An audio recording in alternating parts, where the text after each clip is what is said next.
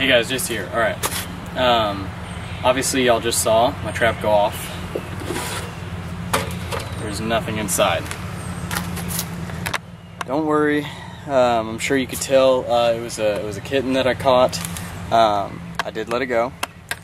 Not interested in catching a kitten. This trap is for squirrels and rabbits and things like that. And the kitten has one sibling and its mom, who currently live under my house.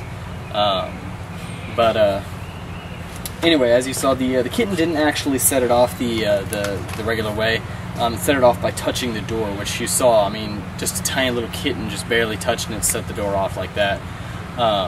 So it's very sensitive. It's ready to go, but it was not sensitive enough to the point to where they could walk inside.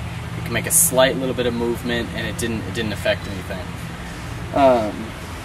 All right, so I'm gonna go ahead and show you guys real quick how this trap works. I'm sure you can already tell by now, but I made this trap myself. So I'm gonna go ahead and show you guys how it works real quick. All right, let's go ahead. As you can see, I have chicken wire. Move it. Okay. Let's see if I can just work with that. All right, the door is made out of a 1/4-inch Durock. The beautiful thing about Durock is that it stays pretty stiff as long as it's not a really worn piece. I don't beat this around a lot, or else it will get worn, but I can hold it and it'll stay pretty flat. This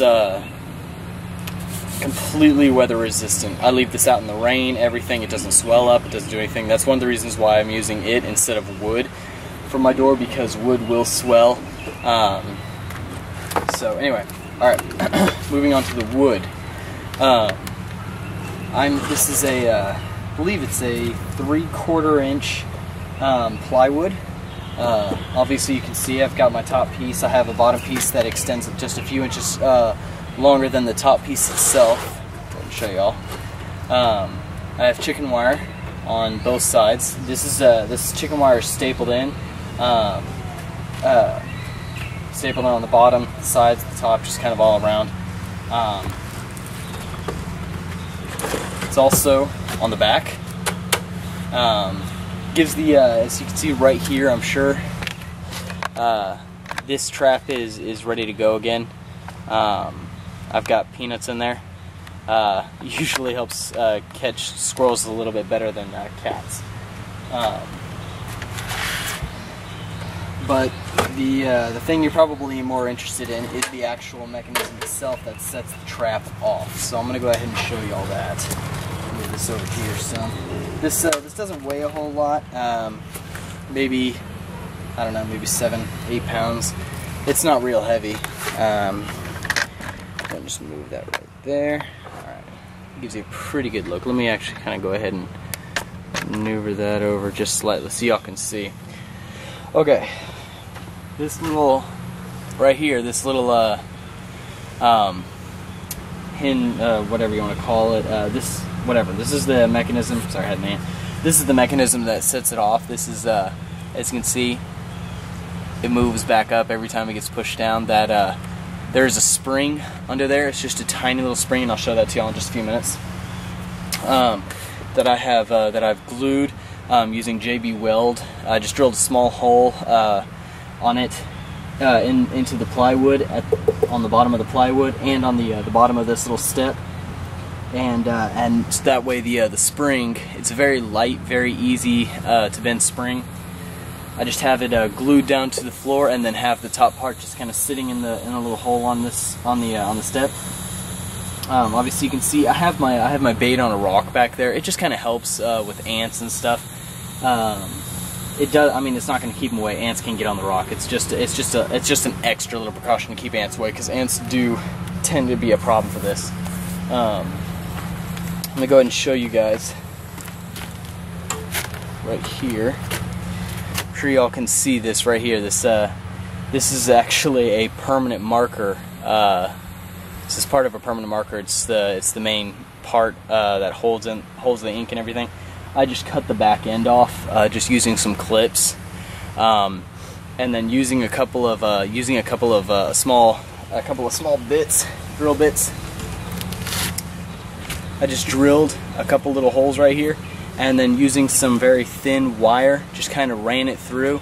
On the same thing with the marker thing, I just drilled a couple small holes through it, just ran this metal through, and then down the marker wire, or down the marker length, and then back out, so I can come out here and twist it up, and then I just clipped with what else is extra. I'll show y'all. Let's see. It doesn't really show, but as you can see, the wire does not come all the way through. It's just on the one side that it goes into, because otherwise it'll get in the way of the pin, which is right here. It's just a nail with this string is actually a chalk line, and if you don't know what chalk line is used in my job, particularly doing tile work and stuff. We use it to pop lines on the floor. Chalk line is very sturdy and very flimsy, so that's one of the reasons why I like it. It's because it's designed to be able to handle being rubbed along rough surfaces and things like that. So that's why I decided to use it. Plus, it also it has a little bit of give, which is something we want. I had to measure this basically so that it would sit perfectly to the point to where if I just kind of pull it to its extent and then let go, it sits literally just at the very edge with this marker. I don't want it to stick any further out, because what's going to happen is when I slide this in here,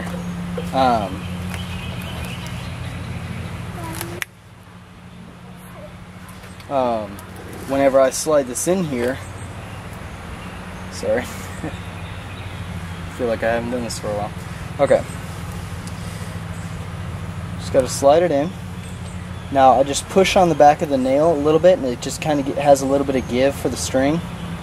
And then I just let this sit on it slightly, and it's going to have, you can see, just kind of a slight curve, but it's not really enough to really do anything. Now, when something goes in here, I don't actually, I could reach in there, but I'd kind of be in the way, so I'm going to see if this stick will work. Something comes in here, I've got a couple pieces of bait. Usually there's one just up here at the front, then there's one that's just before the step. Let's see, let me go ahead and show you all that. Oh, let's see if I can show you all that. Okay, yeah, you can see there's one just before the step, and then there's some on the step, and then the rest are at the very back. So, let me see if I can go ahead and set this off using just this little stick. So, when it comes back, for it to be able to reach the back there, it's going to have to step on this step. And, nope, stick just broke. When it steps on there, man, I'm going to need something a little bit tougher than that. Oh, you know what, I got something under right here.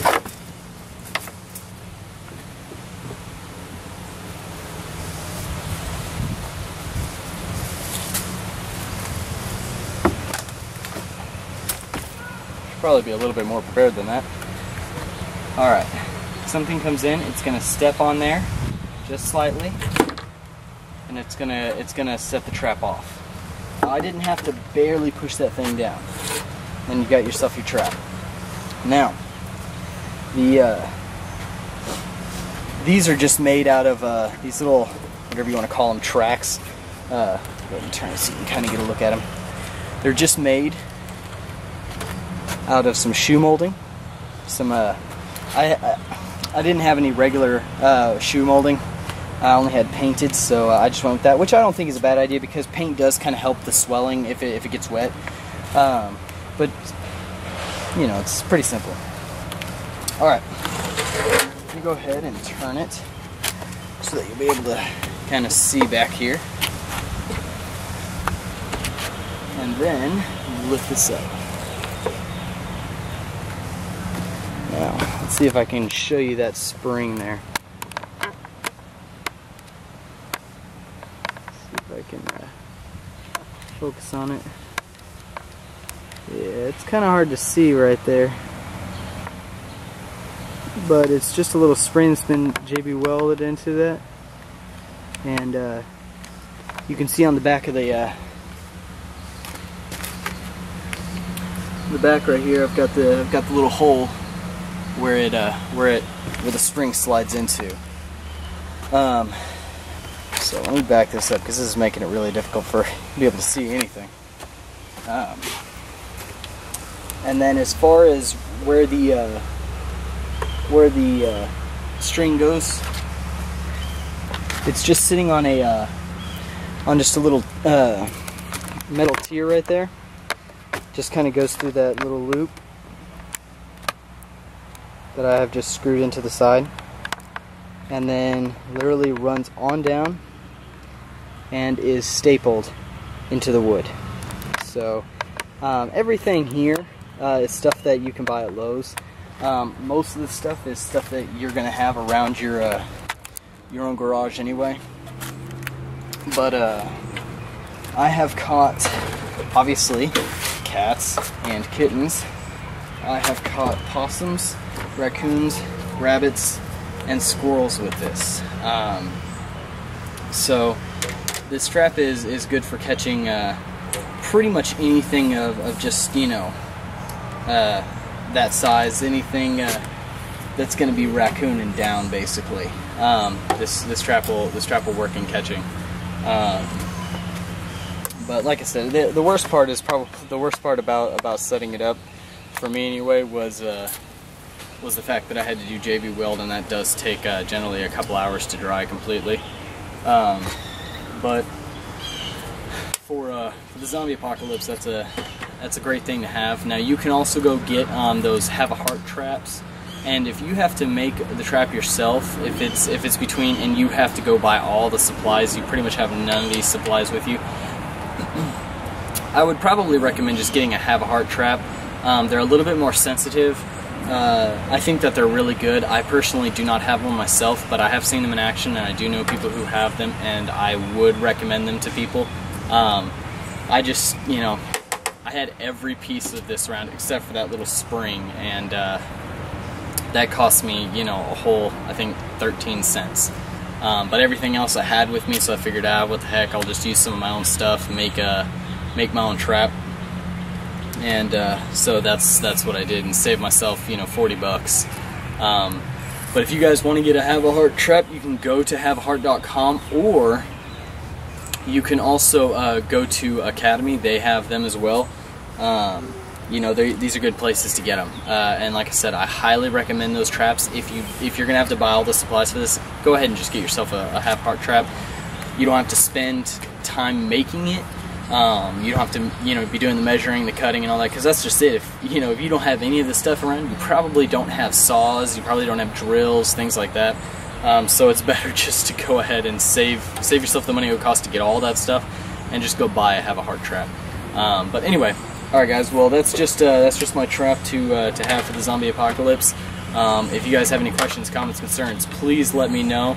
I'm sorry that it's been so long since I've had a video up, but things have been a little hectic, and I do have a special video coming up very soon. I just have to take care of something real quick, and then you guys will be able to see it. So, alright guys, well, if y'all have any questions, anything like that, please email me. Otherwise, y'all take it easy, and good luck.